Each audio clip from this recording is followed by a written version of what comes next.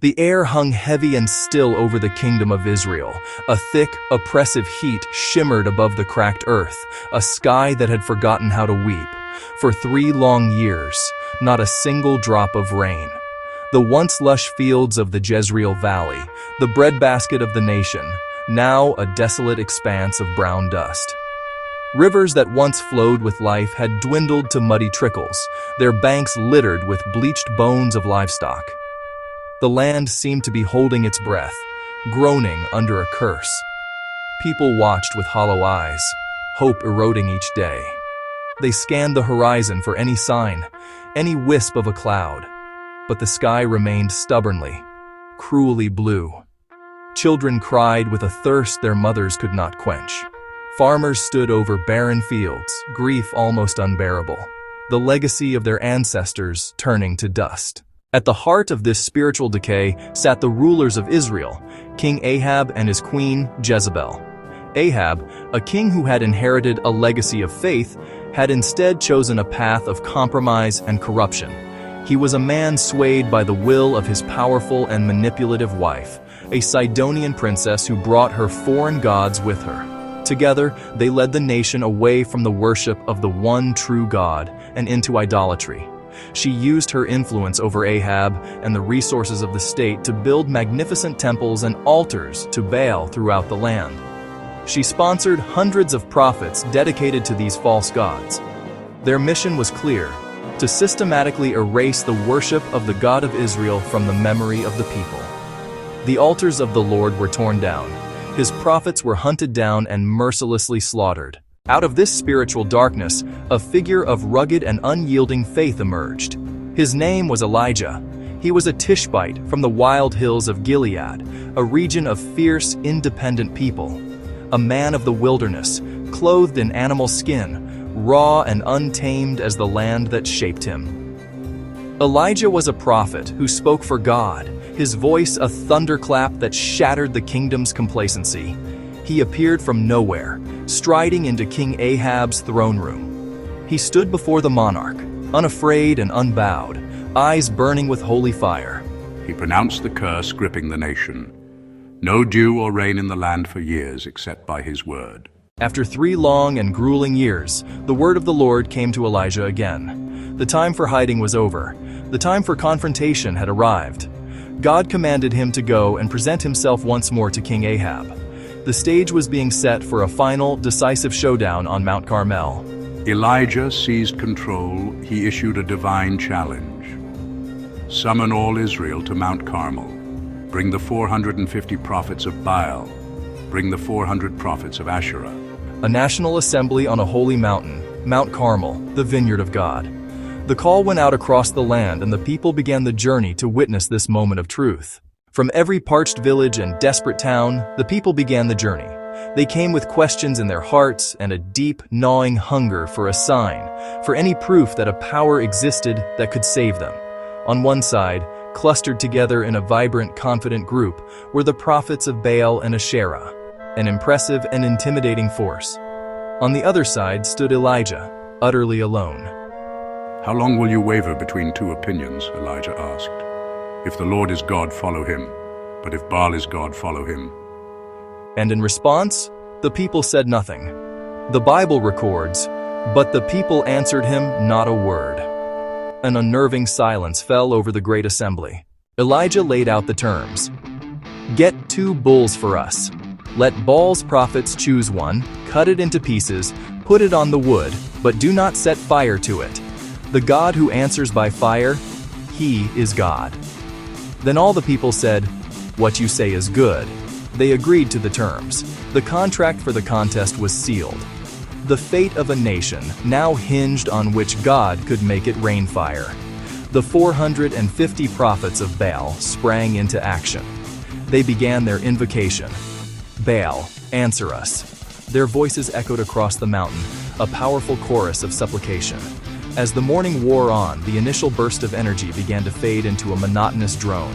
The sky remained stubbornly, cruelly empty. There was no response, no voice, no spark. As noon arrived, Elijah began to mock them. "Shout louder!" he taunted. "Surely he is a god!" Perhaps he is deep in thought, or busy, or traveling. Maybe he is sleeping and must be awakened. Stung by his words and humiliated in front of the nation, they redoubled their efforts.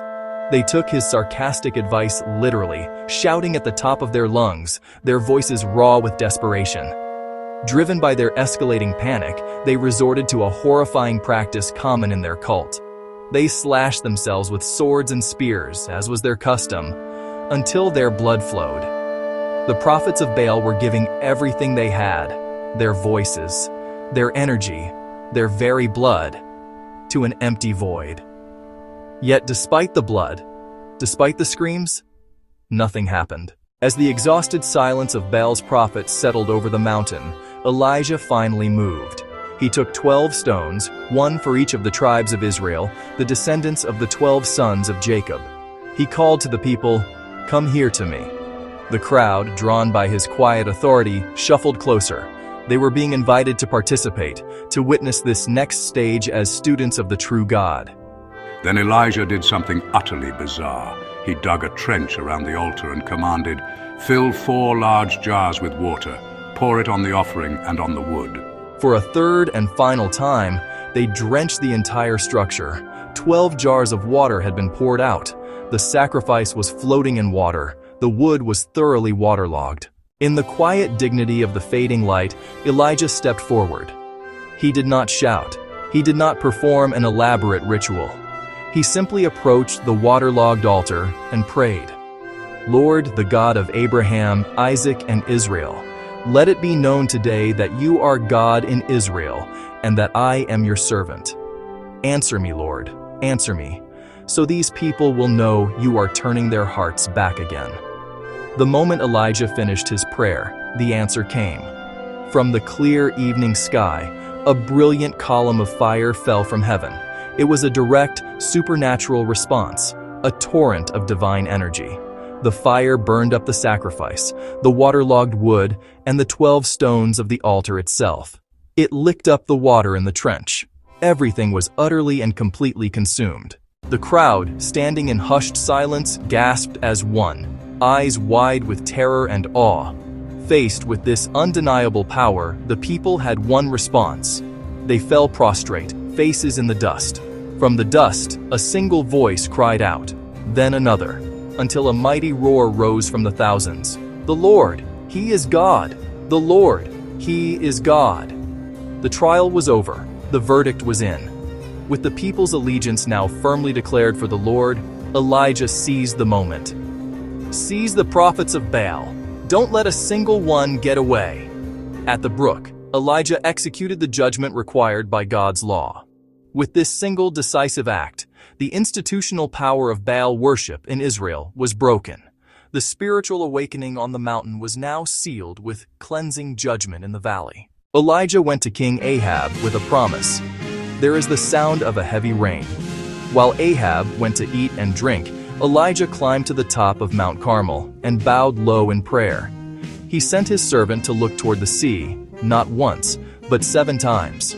Finally, the servant returned. A cloud as small as a man's hand is rising from the sea. To Elijah, it was everything. Events began to unfold with supernatural speed. The sky grew black with clouds. The wind rose. A strong wind blew in from the sea, and then it came.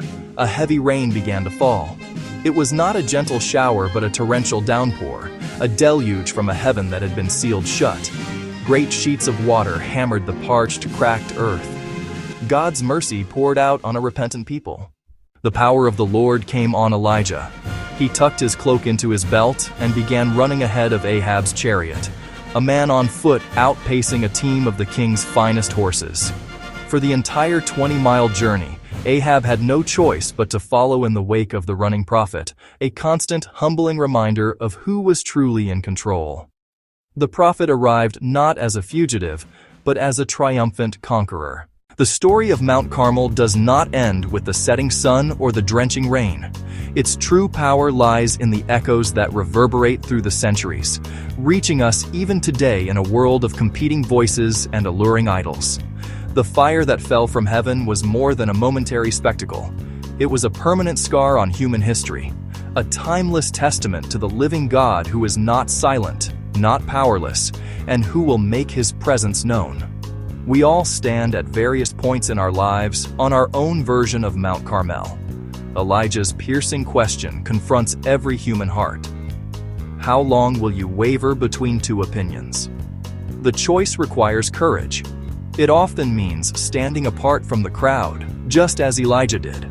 But the peace, purpose, and spiritual reign we long for are on the other side of that decision. At the very heart of the Mount Carmel drama is the stunning revelation of a God who answers. The God who answered Elijah with fire is the same God who promises to answer his people today. His answers may not always come in the form of a heavenly inferno, but they come through his word, through the quiet leading of his spirit, through the counsel of others, through the circumstances of our lives. The epic story of Elijah on Mount Carmel is not just a historical account. It is a living message for all who seek the keys to God's kingdom today. Whether you are a lifelong believer or someone filled with curiosity and questions, this narrative holds profound truth for you. He invites you to bring your doubts and your questions to your own Mount Carmel and to challenge the false gods of our age. He is not afraid of your honest seeking. He is a God who is waiting to reveal himself. We encourage you to take a step of faith today. Find a quiet place like Elijah did, and speak to him. Acknowledge him as the God who answers. Ask him to show you his power and to turn your heart back to him. Your journey of faith is the greatest adventure you will ever embark upon. Subscribe to our channel and join our community of seekers. The fire has fallen. The rain is coming. What will you choose?